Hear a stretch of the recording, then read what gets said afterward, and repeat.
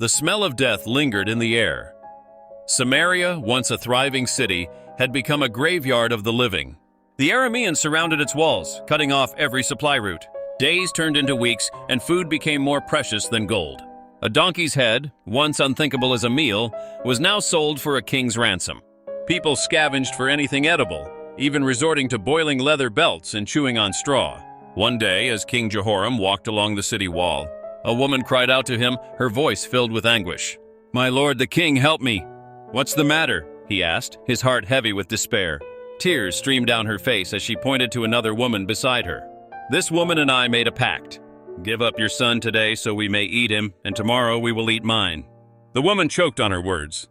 "We ate my son yesterday, bae, but today she has hidden hers."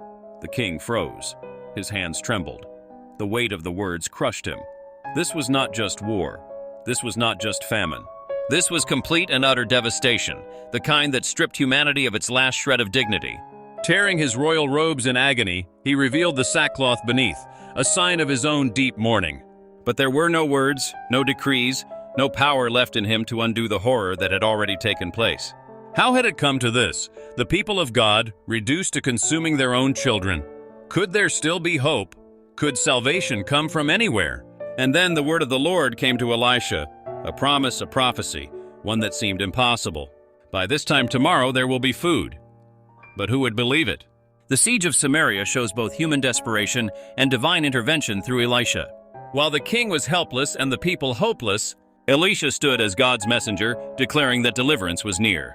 His prophecy of abundant food seemed impossible, yet God fulfilled it overnight. This reminds us that even in the darkest times, God speaks through his servants and his promises never fail.